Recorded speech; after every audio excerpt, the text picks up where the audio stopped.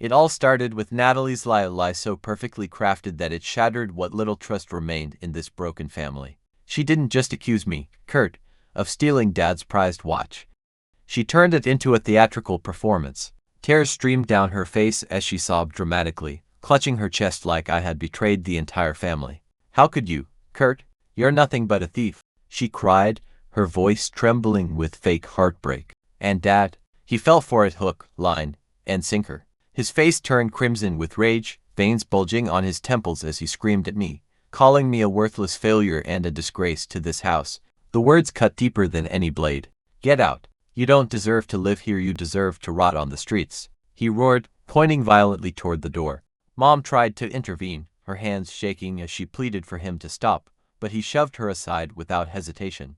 Natalie stood behind him, arms crossed, smirking like a predator who had cornered its prey. That smirk haunted me. It was the final blow, proof that they saw me as nothing more than an inconvenience to be discarded. As Dad's rage reached its peak, Mom tried to step in one last time, her voice trembling with desperation. "Greg, please, listen to reason. Kurt is your son, how can you believe such lies?" But her plea fell on deaf ears. With a brutal shove, Dad pushed her aside like she was nothing more than an obstacle in his way. The force sent her stumbling backward, and she collapsed onto the floor with a thud. My heart stopped for a moment as I saw her fall, pain etched across her face, not just physical pain, but the agony of being powerless to protect her child. I clenched my fists so tightly that my nails dug into my palms, fury boiling inside me. How could he treat her like that? How could he humiliate us both so cruelly? But before I could react, Natalie's mocking laughter cut through the tension. She stood there, arms crossed, reveling in our misery. "Oh, this is rich," she sneered, pulling out her phone. Before I could process what she was doing, she snapped a picture of me, my disheveled hair, my defeated posture, and posted it online with the caption, "Good luck out there, loser. Maybe the streets will suit you better." Her words hit me like a punch to the gut, but what hurt more was knowing she enjoyed every second of my humiliation. Mom struggled to get up, tears streaming down her cheeks, but Dad ignored her completely. He turned back to me, his glare icy and unforgiving. "You're done here," he spat. In that moment, I realized something horrifying. They didn't care about the truth, they only cared about tearing me down. The first night at Grandma's, I curled up on an ancient, creaky armchair that smelled faintly of mothballs. It wasn't just uncomfortable, it was humiliating. The house was small, barely enough space for her, let alone me, and there certainly wasn't a spare bed. My stomach growled relentlessly. I hadn't eaten anything since leaving home, except for the stale crackers Grandma had saved from last week. She tried to make it seem normal, offering them with a sad smile, but I could see the guilt in her eyes, as if she felt responsible for my misery. By the second day, things got worse. Natalie's post mocking me had gone viral among our classmates. "Good luck out there, loser," she'd written under a picture of me walking out of the house, head down, defeated. Comments flooded in, some laughing, others outright cruel. One kid even tagged me in a meme about failure. Each notification felt like another nail in the coffin of whatever dignity I had left. I turned off my phone, but the damage was done. For 2 days, I sat in silence, drinking tap water and staring at the cracked ceiling, replaying every insult, every judgmental look from Dad, every smug laugh from Natalie. Hunger gnawed at me, but pride kept me from asking Grandma for more than she could give. I hated feeling so powerless. Every fiber of me wanted to scream, to fight back, to tell them all they were wrong, but what good would it do? They didn't care about the truth. So instead, I swallowed my anger, held onto my self-respect, and told myself this wasn't forever. Not yet anyway. 3 days after I left, my phone buzzed on the kitchen counter at Grandma's. It was Mom. My heart sank as I answered. It couldn't be good news, could it? But her voice wasn't pleading or broken like before. This time, it was sharp, cold, and deliberate, like steel slicing through silence. "Kurt," she said, her tone leaving no room for argument, "come home." I blinked, stunned. "Mom, what?" She cut me off with a firmness I'd never heard from her. "I'll send you money for the trip. Be here by tonight." Before I could ask why, a text notification popped up, a bus ticket confirmation along with enough cash to cover food. "Mom, what's going on?" I asked again, but all she said was, "This is your last chance to come back and my last chance to teach them a lesson." Her words sent chills down my spine. Teach you a lesson? What did she mean? For years, she had been the only one who cared about me, but now This wasn't the same woman who cried when Dad yelled or hesitated to stand up for herself. Something had changed. I hung up, staring at the ticket in confusion. Grandma noticed my expression and raised an eyebrow. "What's wrong?" I shook my head, unsure how to explain. "Mom wants me to go home," I muttered. "She said something about teaching them a lesson." Grandma's lips curled into a knowing smile. "Good," she whispered under her breath, almost to herself. "It's about time someone knocked some sense into that family." But as I packed my things, unease settled in my chest. What was waiting for me at home? And what exactly was Mom planning? Whatever it was, it felt final, like the calm before a storm.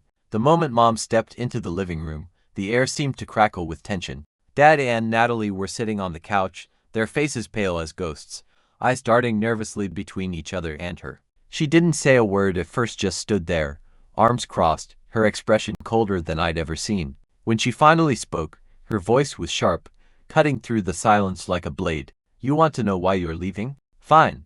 Let's get one thing straight." She paused, letting the weight of her words sink in before continuing. "This house, the bills, the food on your plates, the clothes on your backs, the cars you drive, they're all mine. Every single penny came from me. You," she said, pointing at Dad, her tone dripping with disdain, "haven't worked a day in years. And you," she turned to Natalie, her gaze even colder, "have been living off my money while treating Kurt like dirt because you knew your father would always side with you. Well, that ends now." Dad's glass slipped from his hand, shattering on the floor, but no one moved to clean it up. His face turned ashen, beads of sweat forming on his forehead. He stumbled to his feet, his voice shaking. "Lisa, please, you can't mean this. We're family." But Mom wasn't listening. For the first time in my life, I saw her step forward with an authority that demanded respect. "Family," she repeated, her voice icy. "You stopped being a husband long ago, Greg. And you," she glanced at Natalie, "never deserved to be called my daughter." Natalie's smugness vanished instantly. Her lips trembled as she stammered, "Mom, you don't understand. I didn't." But Mom cut her off with a glare that silenced her mid-sentence. "Oh, I understand perfectly. And if you think I'm bluffing, go ahead, test me." That's when Dad dropped to his knees, desperation overtaking him. "Lisa, please forgive me," he begged, tears streaming down his face. "I'll do anything. Just don't throw us out." For a second, the room was so quiet I could hear the clock ticking on the wall. Then Mom took a step forward, not toward him, but past him, as if he were invisible. "You had your chance," she said, her voice devoid of emotion, "and you threw it away. You don't deserve forgiveness." Mom didn't just stop at kicking them out, she went full force, leaving no room for escape. First, she froze their bank accounts and credit cards, cutting off the lifeline they had taken for granted for years. Natalie panicked when her debit card was declined at a cafe. Dad nearly threw his phone across the room after receiving an email about his canceled accounts. But that was only the beginning. Mom hired the most ruthless divorce lawyer in town, a woman known for dismantling fortunes without mercy. "This isn't personal," Mom told me as she signed the papers, her pen moving with precision. "It's justice." Then came the bombshell. Mom sent a formal notice to Dad's fake company, the one he'd been using as a cover for years. She revealed how he had falsified documents, avoided taxes, and lived off her income while pretending to work. Within hours, the authorities were investigating him. I watched Dad pace back and forth in the tiny apartment he rented, muttering curses under his breath, his face pale with fear. "She's destroying me," he whispered, clutching his head like it might explode. But Mom wasn't done yet. The next morning, a locksmith arrived to change every lock in the house. "Just in case," she said coolly when I asked why. Her calm demeanor was terrifying. It was clear she had planned this meticulously. She even forwarded proof of Natalie's lies about me to Dad's email, including screenshots of text messages where she admitted selling the watch herself. "Let's see how much longer they can lie to each other," Mom muttered, sipping her coffee. By the end of the week, the reality hit hard.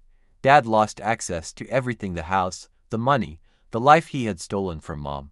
And Natalie. She was left scrambling, calling friends who suddenly weren't answering her calls. For the first time, I saw fear in their eyes, not just anger or frustration, but pure, unfiltered terror. Mom leaned back on the couch, her arms crossed, and smiled faintly. "Good luck surviving without me," she said softly. It wasn't cruel, it was earned. The night they left, rain poured relentlessly, soaking through their hastily packed bags as if mocking their downfall. Dad and Natalie stood under the dim streetlight outside the house, drenched and defeated, clutching mismatched suitcases filled with whatever they could grab in a panic. They had no plan, no destination, just the bitter realization that Mom meant every word she said. "What now?" Natalie muttered, her voice trembling not with anger this time, but fear. Dad didn't answer, his jaw tightened as he stared into the distance, humiliated and lost. They ended up renting a shabby one-bedroom apartment in a rundown building where the walls were paper-thin, and the water heater was nothing more than a broken relic. The air smelled of mildew, and cockroaches scurried across the floor at night. For weeks, Natalie refused to shower because the water was always ice-cold. She spent hours sitting on the edge of her bed, staring blankly at her phone, scrolling through old photos of herself surrounded by people who once called her their best friend. But now, silence. No calls, no messages, nothing. When she finally mustered the courage to reach out, her so-called friends dismissed her with cold indifference. "Sorry, Nat, I can't help," one text read. Another simply ignored her altogether. Her desperation grew sharper each day. "Why won't anyone help me?" she screamed at Dad one evening, tears streaming down her face. He sat slumped on the couch, staring at an empty job application form on his laptop. "Because we're not rich anymore," he snapped back, his voice hollow. "No one cares about us when we don't have money." Natalie collapsed onto the floor, sobbing uncontrollably. This wasn't the life she imagined, the glamorous Instagram posts, the shopping sprees, the admiration from peers, all of it was gone. And worst of all, she realized too late that those friends only cared about her lifestyle, not her. As Dad fumbled for work leads online, applying for minimum wage jobs he never thought he'd need, Natalie's cries echoed through the tiny apartment, a haunting reminder of how far they had fallen. After Dad and Natalie left, Mom and I transformed the house into something unrecognizable, a fresh start for both of us. We painted over the old, peeling wallpaper with soft cream tones, scrubbed every corner until it gleamed, and replaced the heavy curtains with light, airy ones that let sunlight flood in. The air smelled of fresh paint and lavender candles, a stark contrast to the suffocating tension that had once filled the space. One afternoon, Mom handed me a spatula and said, "It's time you learned how to cook." Her voice was gentle but firm, like everything she did now. At first, I burned the pasta and dropped eggs on the floor, but Mom just laughed, real laughter, not the strained kind I remembered from before. "You'll get it," she assured me, guiding my hands as we stirred a pot of soup together. Those moments in the kitchen became sacred. No yelling, no lies, just two people rebuilding what had been broken. Slowly, the distance between us melted away. She told me stories about her childhood, things I'd never heard before, and I shared my dreams for the future, dreams I hadn't dared to voice when Dad controlled everything. By the time we finished redecorating, the house felt alive again, not haunted by memories of Natalie's smug smiles or Dad's angry outbursts, but warm and full of hope. Sitting at the new dining table one evening, Mom raised her glass of water and said softly, "To new beginnings." I clinked my glass against hers, feeling something I hadn't felt in years: peace. Dad's attempt at starting over was as disastrous as everything else he had done. After burning through the $20,000 Mom gave him, money meant to help him start fresh, he found himself drowning in debt. He had rented a tiny apartment that barely fit a bed, but even that became a luxury he couldn't afford. His attempts at finding stable work ended in failure.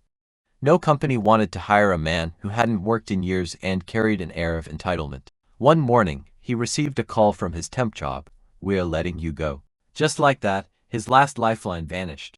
Meanwhile, Natalie's situation spiraled out of control faster than anyone expected. Desperate to maintain her lavish lifestyle without Mom's money, she turned to loan sharks. At first, it seemed manageable. She borrowed small amounts to buy clothes and makeup, pretending nothing had changed. But the debts piled up, and soon the sharks were calling every day, their voices laced with threats.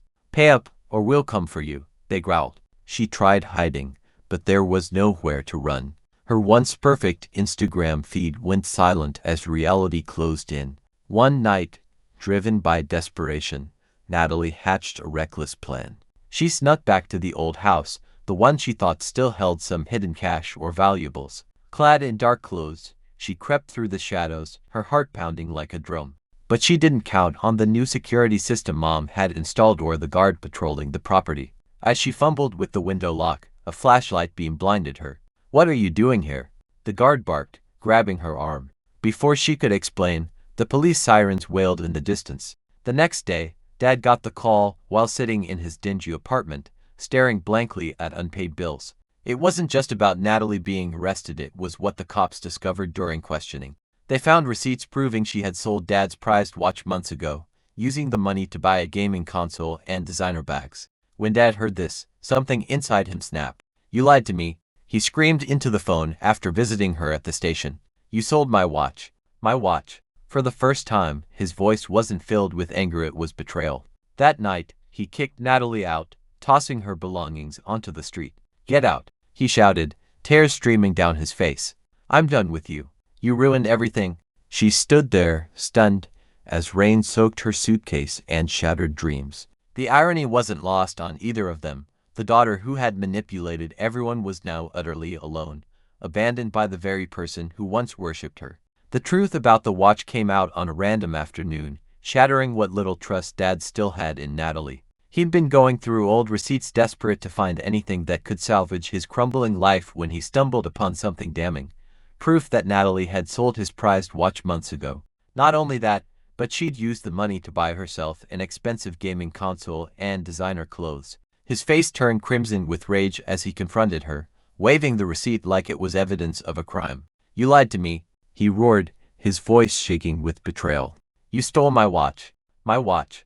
And you spent the money on toys." Natalie froze, her lips trembling as she tried to defend herself. "I didn't mean to hurt anyone," she stammered, tears streaming down her face. But Dad wasn't listening anymore. For years, he had blindly believed every word she said, always siding with her over Kurt. Now, faced with undeniable proof of her deceit, something inside him snapped. "Get out," he growled, pointing at the door. Her eyes widened in shock. "Dad, please, don't call me that," he shouted, cutting her off. "You're no daughter of mine. You're ungrateful, selfish, and I never want to see your face again." As she packed her things, sobbing uncontrollably, the weight of her actions finally hit her. Without Mom's money or Dad's loyalty, she had nothing, no friends, no savings, nowhere to go. When she stepped out into the cold night, dragging a suitcase behind her, the reality sank in. She was utterly alone. The same manipulative tactics she had used to destroy Kurt had now backfired, leaving her abandoned by the very people she thought would always protect her. It was late at night when the phone rang, piercing through the quiet of the house. Mom glanced at the screen and sighed before answering. "What do you want, Greg?" Her tone was sharp, unyielding. On the other end, Dad's voice slurred with alcohol, each word heavy with desperation. "Lisa, please, I can't do this anymore. I'll die without you." His sobs echoed through the line, raw and broken. For a moment, there was silence on Mom's end, but her expression remained cold, unreadable. "You should have thought about that before," she said finally, her voice cutting like ice. "Before you kicked our son out. Before you let Natalie manipulate you. Before you spent years taking everything from me while giving nothing in return." Each sentence landed like a hammer blow, leaving no room for excuses. "But Lisa," he pleaded, his voice cracking, "I'm sorry. I made mistakes, I know that now. But I need you. I need your help." Mom's grip tightened on the phone, her knuckles white. "No," she said firmly, her voice unwavering. "You dug this hole yourself, Greg, and now you're going to live in it. You wanted to act like the victim. Fine, be the victim, but don't expect me to save you." The line went silent for a second, then Dad's voice came back, weaker, defeated. "Please, I'll lose everything." Mom cut him off again. "Good. Maybe losing everything will teach you something." She ended the call without another word, placing the phone down gently. Turning to me, she exhaled deeply. He had his chance. In the end, karma delivered its final blow with unrelenting precision. Dad and Natalie ended up in a dilapidated slum, their once glamorous lives reduced to scraping by on minimum-wage dishwashing jobs. Every night, they returned to a cramped, moldy apartment that reeked of dampness and despair. Natalie, who once prided herself on designer clothes and Instagram fame, now wore threadbare uniforms, her hands raw from scrubbing plates. Dad, humbled and broken, muttered apologies to himself as he trudged home, his dreams of wealth and power shattered forever. Meanwhile, Mom and I moved into a spacious new house, a fresh start filled with light, laughter, and peace. The air smelled of blooming flowers instead of tension, and for the first time, I felt truly free. One evening, as we sat together at the dining table, Mom placed a framed photo of me on the family altar. Her eyes glistened with pride as she said, finally, Justice has found its way back to you, Kurt." Her words carried the weight of years of pain, resilience, and triumph. As I looked around our new home, I realized something profound. Life doesn't reward cruelty or manipulation. It rewards those who endure, who stand firm in the face of injustice. Karma may take its time, but when it strikes true. And for the first time in my life, I believed in fairness not because it was given, but because we fought for it.